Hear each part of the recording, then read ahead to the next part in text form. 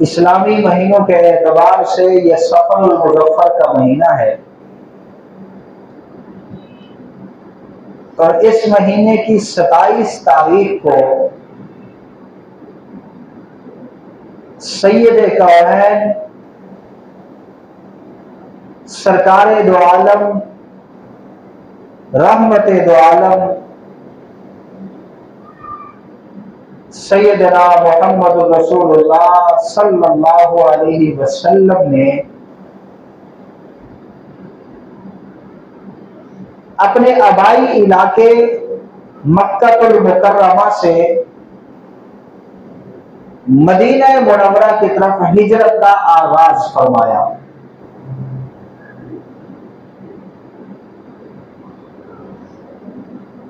کون چاہتا ہے کہ وہ اپنا علاقہ چھوڑ دے؟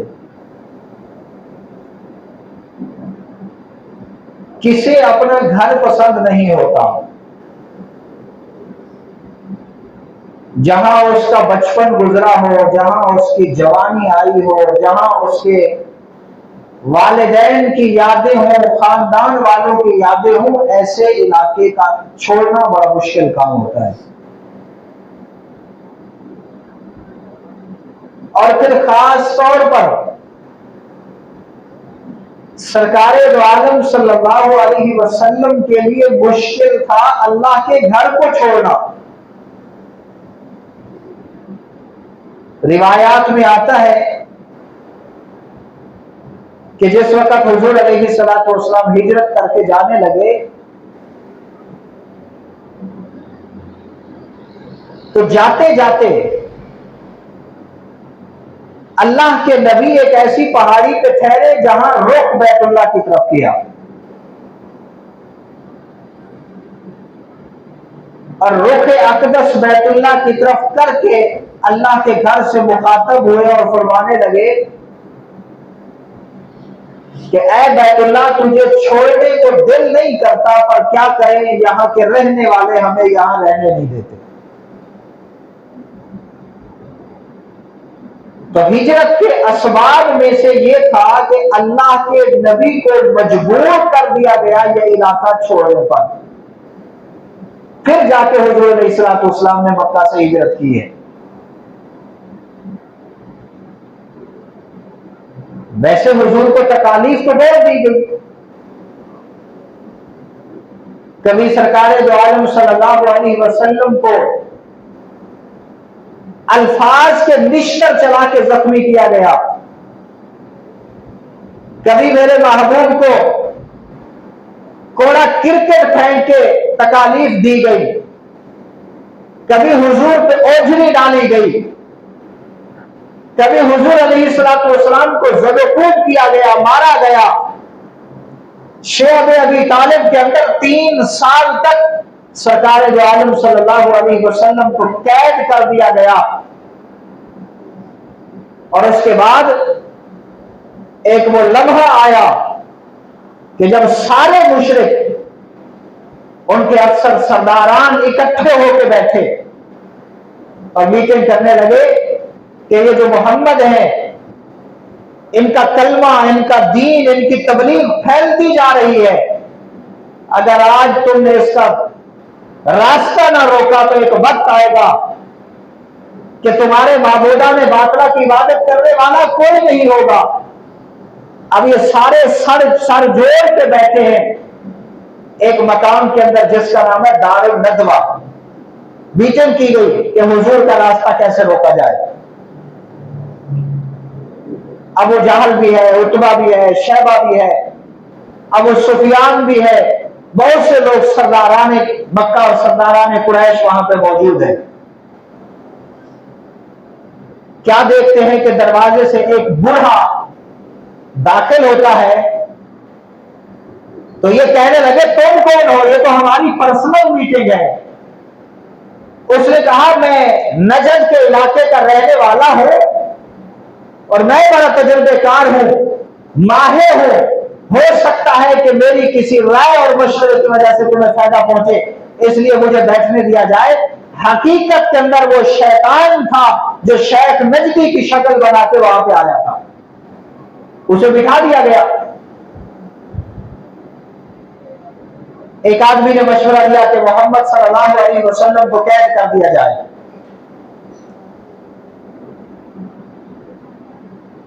اس شیخ نجدی نے کہا یہ رائے ٹھیک نہیں ہے، اس لیے کہ جب تم قید کرو گے تو اس کے خاندان والے چھڑوا کے لے جائیں گے، کوئی اور رائے پیش کی جائے. پھر ایک اور آدمی نے رائے دی کہ پھر ان کو جلا وطن کر دیا جائے، اس علاقے سے نکال دیا جائے. تو وہ کہنے لگا یہ رائے بھی ٹھیک نہیں ہے.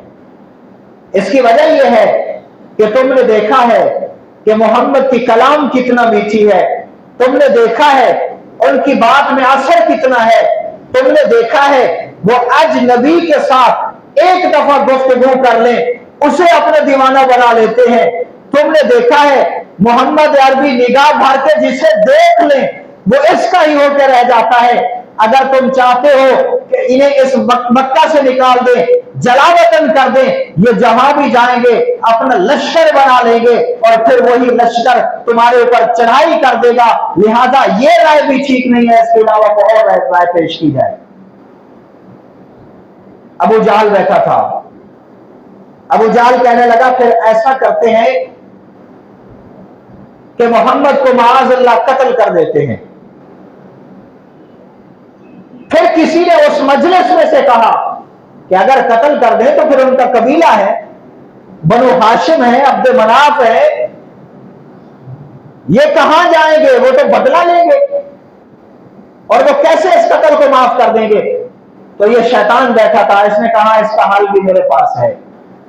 کیا حل ہے؟ کہا حل یہ ہے کہ تم جتنے بھی قبیلے والے ہو یہ طے کرو کہ ہر قبیلے میں سے ایک نوجوان پیش کرو گے بمائے اسلحہ. اب 60 قبیلوں کے 60 آدمی سارے کے سارے مل کے جائیں گے اور محمد عربی پہ جا کے حملہ کریں گے. اب لا محالہ قصاص تو لے نہیں سکتے اس لیے کہ پورے 60 قبیلے ایک طرف ہیں اور ادھر سے محمد کا ایک قبیلہ ہے. بات آئے گی دیت پہ تو کیا تم 60 لوگ مل کے ایک آدمی کی دیت نہیں دے سکتے؟ سب نے کہا دے سکتے ہیں. تو پھر کہا یہی طے ہوا کہ 60 آدمی تم اپنے اپنے قبیلے میں سے اکٹھے کرو اور یہ سارے ایک رات کے اندھیرے کے اندر مل کے جائیں اور وہاں پہ جا کے محمد عربی کا کام تمام کر دیں. ادھر سے یہ مشورہ کر رہے ہیں، ادھر سے خالق کے کائنات عرش پہ بیٹھ کے یہ دیکھ رہے ہیں کہ میرے محبوب کے بارے یہ سازشیں کی جا رہی ہے. اللہ نے جبرائیل کو بھیجا، جبرائیل جاؤ جی رب جا کے میرے محمد عربی کو اس ساری صورتحال کی اطلاع دے دو اور جا کے یہ بھی کہو کہ اللہ کی طرف سے حکم ہے کہ اب تم یہ مکہ کا علاقہ چھوڑ کے اس کے علاوہ مدینہ کے اندر چلے جاؤ، میرا حکم یہی ہے. اب جبرائیل آئے ہیں، انہوں نے آ کے ساری صورتحال محمد عربی کو بتا دی. ایک جگہ پہ قرآن کریم کے اندر اللہ رب العالمین نے عجیب آیت اتاری ہے. فرمایا مکروا مکر اللہ، ان کافروں نے بھی ہیلے بازیاں کی ہیں، سازشیں کی ہیں اور اللہ نے بھی تدبیریں کی ہیں. جب بھی یہ دین کو مٹانے کی سازش کرتے ہیں اللہ اپنی تدبیر کرتے ہیں. ہوتا کیا ہے؟ فإن اللہ خیر الماکرین. دنیا کے سارے دانشور مل جائیں، سر جوڑ کے بیٹھیں، تدبیریں کریں، ہیلے سوچیں، بہانے سوچیں کہ دین کو مٹا دیں گے یا اللہ کے کسی پیغمبر کو نقصان پہنچا دیں گے. فإن اللہ خیر الماکرین، اللہ بہترین کارساز ہے، اللہ اس سے پہلے انتظام کر کے بیٹھا ہوتا ہے بچانے کا. اب انہیں پتہ نہیں ہے کہ ہم نے جو ایک کمرے کے اندر بیٹھ کے میٹنگ کی ہے وہ محمد کو پتہ چل چکی ہے. دوپہر کا وقت ہے، سرکار دو عالم صلی اللہ علیہ وسلم اپنے گھر سے چلے ہیں، صدیق اکبر کے گھر پہنچے ہیں. وہاں جا کے دروازہ کھٹکھٹایا. صدیق بھی عجیب دیوانہ ہے، وہ انداز بھی جانتا تھا کہ میرے محبوب کے دروازہ کھٹکھٹانے کا انداز کیا ہے.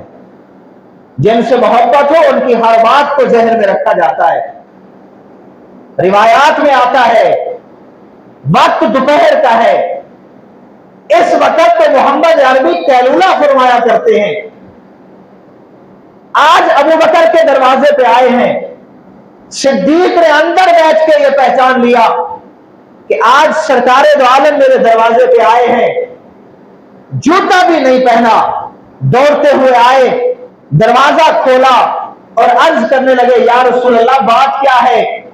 इस वक्त जबकि आपका मामूल आने का नहीं है। हुजूर अलैहिस्सलातु वस्सलाम ने फरमाया, अबू बकर अंदर चल के बात करते हैं। जब ये कमरे के अंदर पहुंचे हैं, वहां हजरत अबू बकर ने हुजूर अलैहिस्सलातु वस्सलाम को चारपाई पे बिठाया है, खुद नीचे पांव के अंदर बैठे हैं, साथ अस्मा भी बैठी हैं, ये हजरत अबू बकर की बेटी है, हजरत आयशा रज़ी अल्लाह तआला अन्हा भी बैठी है। हुजूर अलैहिस्सलातु वस्सलाम ने फरमाया, अबू बकर इन बच्चियों को जरा यहां से उठा दो, इसलिए कि मैं खास बात तुमसे करना चाहता हूं। अबू बकर सिद्दीक ने बसद अदब अर्ज की कि या रसूल अल्लाह, अहली अहलु का। फरमाया, अल्लाह के नबी परेशान ना होइए, ये मेरा घराना आपका ही घराना है, जैसे सिद्दीक आपका बावफा है, मेरी बेटी अस्मा भी बावफा रहेगी, आयशा भी बावफा रहेगी, ये आपका राज कहीं नहीं पहुंचाएंगी। तो अल्लाह के नबी ने फरमाया, सिद्दीक पर अल्लाह की तरफ से हुक्म आया है कि हमने हिजरत करनी है। या रसूलल्लाह मैं तैयार हूं। ये भी अजीब दीवाने हैं। कुछ दिन पहले ही हजरत अबू बकर सिद्दीक ने महसूस कर लिया था कि अब जो हालात बन गए हैं, इन हालात के अंदर अल्लाह की तरफ से मोहम्मद अरबी को हुक्म आएगा। तो पहले से ही 2 ऊँटनियां तैयार कर रखी थी, हिजरत का सामान तैयार कर रखा था। जब अल्लाह के नबी आए हैं तो अर्ज करने लगे, या रसूलल्लाह मैं बिल्कुल तैयार हूं, ऊँटनियां भी तैयार हैं, सामान भी तैयार है, अभी हुक्म हो तो अभी चलते हैं। अल्लाह के नबी ने फरमाया, नहीं, अभी सिर्फ बताने के लिए आया हूं, हुक्म नहीं आया चलने का। जब अल्लाह की तरफ से हुक्म आएगा तो मैं खुद तुम्हारे पास आ जाऊंगा और फिर हम सफर करेंगे। तो सरकार दो आलम सल्लल्लाहु अलैहि वसल्लम को अल्लाह की तरफ से हुक्म आ गया कि रात के पहर आपने यहां से निकलना है। हुजूर अलैहिस्सलातु वस्सलाम ने हजरत अली को बुलाया। बुलाने के बाद उन काफिरों की अमानतें जो हुजूर के पास रखी थी वो उनके सुपुर्द की हैं। यहां ठहर के जरा हम सोच लेते हैं कि हम किसके उम्मती हैं? सरकार दो आलम के। और वो इतने अमानतदार थे कि उधर से काफिर उनके मारने की मीटिंग कर रहे हैं, दुश्मन समझते हैं, साजिशें कर रहे हैं, लेकिन अमानत पे शक नहीं है, वही काफिर हैं जिन्होंने आपके पास अमानत रखी हुई है। और आजकल के जमाने में किसी मुसलमान के पास अमानत रखने की जुर्रत तो करके दिखाएं। अमानत तो दूर की बात है, कर्जा दे के दिखाएं। साल लग जाते हैं वो कर्जा वसूल करने के लिए। तो हमारे ये आमाल हैं जिनकी बुनियाद पे हम नहीं कह सकते कि हम हुजूर अलैहिस्सलातु वस्सलाम के 100% मुत्तबे और उनके ताबेदार हैं, इसलिए कि हुजूर अमानतदार थे। हमारे अंदर क़यामतें आ गई हैं। हुजूर सादिक थे, हम सारा दिन झूठ बोलते हैं। मेरे नबी नासे और खैरखा थे, हम तो सजदे की हालत में सोच रहे होते हैं कि फलां के साथ हमने कैसे दुश्मनी निपटानी है। आज तो ये मुसलमानों की हालत बन चुकी है। तो आका सल्लल्लाहु अलैहि वसल्लम ने अली के हवाले की अमानतें। फरमाया, अली मैं मदीना से पहले कुबा के मकाम पे तुम्हारा इंतजार करूंगा, ये अमानतें सुबह इन काफिरों के हवाले करना और फिर पीछे मेरे आना। जब तक अली तू नहीं आएगा मैं मदीना में दाखिल नहीं होगा। किसी ने पूछ लिया, अली कभी ऐसा वक्त भी आया है कि जब तुम मौत से बेखौफ हो गए हो? हजरत अली मुर्तजा कहने लगे, अरे मौत से तो जिंदगी भर में कभी बेखौफ नहीं हुआ, बल्कि मेरा तो कहना यह है, एक सांस जो हमने बाहर लिया है, अब अगला सांस अंदर ले पाते हैं या नहीं ले पाते, मुझे तो इसका भी भरोसा नहीं होता।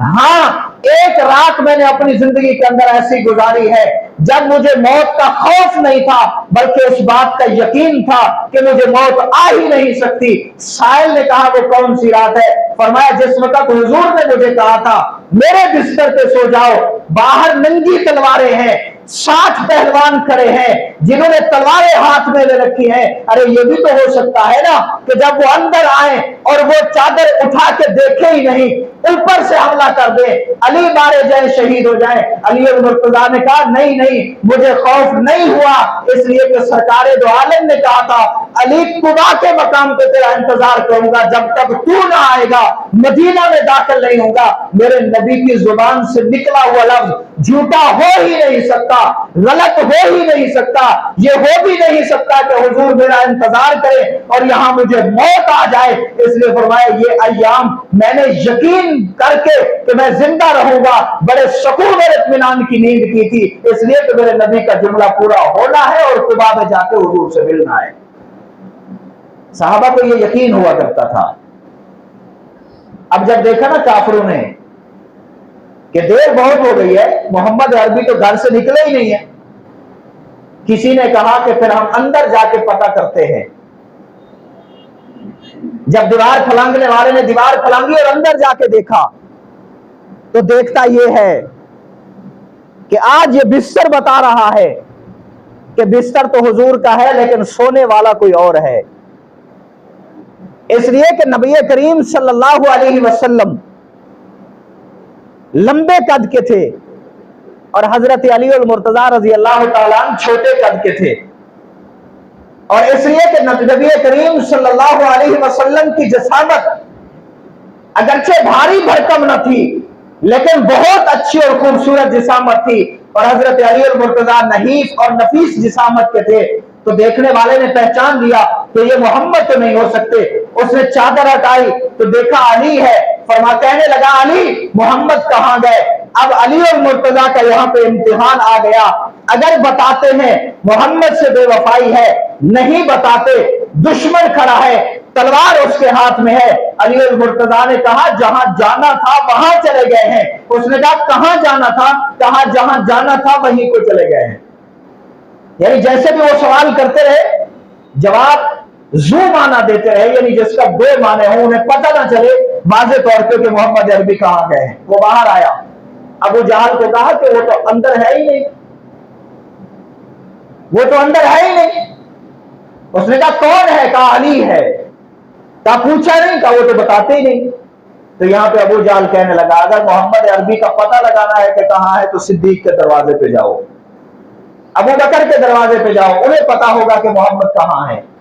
अब ये सारे काफिर दौड़े हैं। यहां उलमा ने बड़ी अजीब बात लिखी है, कहते उस वक्त के काफिर को भी पता था कि अगर मोहम्मद का पता पाना है तो अबू बकर के कदमों में जाना पड़ेगा, और आज के जमाने के नादान को पता नहीं है, ये कहते मोहम्मद अबू बकर के बगैर हमें मिल जाएंगे, ऐसा हो ही नहीं सकता। सहाबा के कदमों में जाके बैठना पड़ेगा, फिर जाके मोहम्मद अरबी मिलेंगे। इसलिए कि हुजूर की हर अदा को हम तक पहुंचाने वाले सहाबा हैं। हमें क्या पता होता कि हुजूर ने नमाज कैसे पढ़ी है, हमें क्या पता था कि हुजूर की शक्ल सूरत कैसे थी, हमें क्या पता था कि हुजूर के घर में रहन सहन कैसा था। ये सारी बातें इस दीन को महफूज करके अगर हम तक किसी ने पहुंचाया है तो वो नबी के सहाबा है। अब अगर कोई कहे कि मैं सहाबा को नहीं मानता, मैं हुजूर को डायरेक्टली मानता हूं, तो ये हो ही नहीं सकता। तो ये सारे काफिर दौड़ते दौड़ते अबू बकर के घर पहुंचे। वहां हुजूर तो जा चुके थे, हजरत अबू बकर की बेटी अस्मा बाहर निकली है। अस्मा रजी अल्लाह ताला अन्हा, ये वो बहादुर खातून है,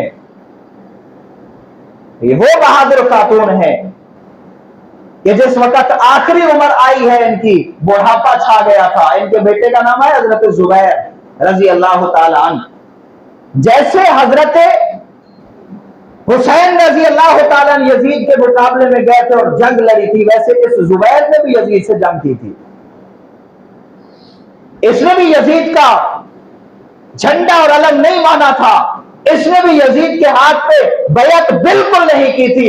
आखिरी वक्त तक मुकाबला करते रहे और यजीद की ना खिलाफत को माना, ना हुकूमत को माना, और ना ही उसकी बैत की है। और आखिर में जिस वक्त ये मुकाबले में जाने लगे ना, मैं बता रहा था कैसी बहादुर खातून थी। हजरत अस्मा को मिलने के लिए आए, उस वक्त ये नाबीना हो चुकी थी, बड़ी उम्र थी, बुढ़ापे के आलम में थी। तो जिस वक्त इन्होंने अम्मा को गले लगाया तो हजरत अस्मा ने यूं हाथ लगाया तो देखा कि बेटे ने लोहे की जीरा पहनी हुई है, जीरा, ताकि दुश्मन की तलवार असर न कर सके, उसका तीर असर न कर सके।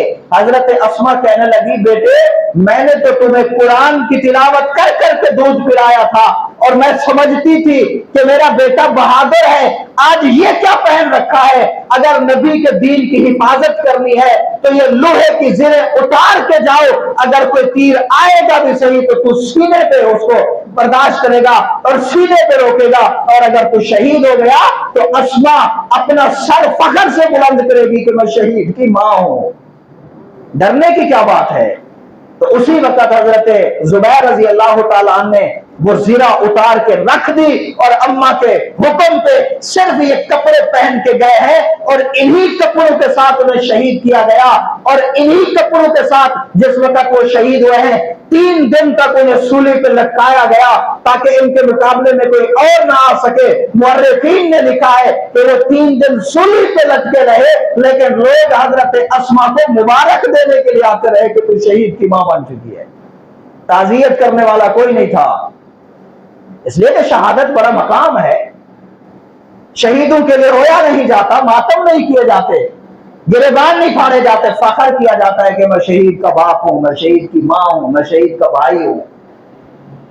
तो अबू जहल आया, अस्मा बाहर आई है। अबू जहल कहने लगा, तुम्हारे वालिद कहां हैं? पता है अबू जहल कुफार का सरदार है, बड़ा जालिम है, जाबिर है। इसके बारे में अल्लाह के नबी ने फरमाया था कि अबू जहल मेरी उम्मत का फिरौन है, और फिरौन ने बनी इसराइल के 1000 बच्चों को ज़िबा कर दिया था। तो मेरे नबी ने ऐसे नहीं कहा, जालिम था इस वजह से कहा है। अस्मा से पूछने लगा, तुम्हारे अब्बा कहाँ है? बच्ची है, कहने लगी पता है पर बताती नहीं हूं। झूठ भी नहीं बोलती, पता है पर बताती नहीं हूं, इसलिए कि मोहम्मद से और बाप से वादा कर रखा है कि बात जान पे तो खेल जाऊंगी लेकिन तुम्हारा राज फाश नहीं करूंगी। अबू बकर ने तमाचा मारा, जमीन पे गिरी है, चेहरे पे जख्म आए।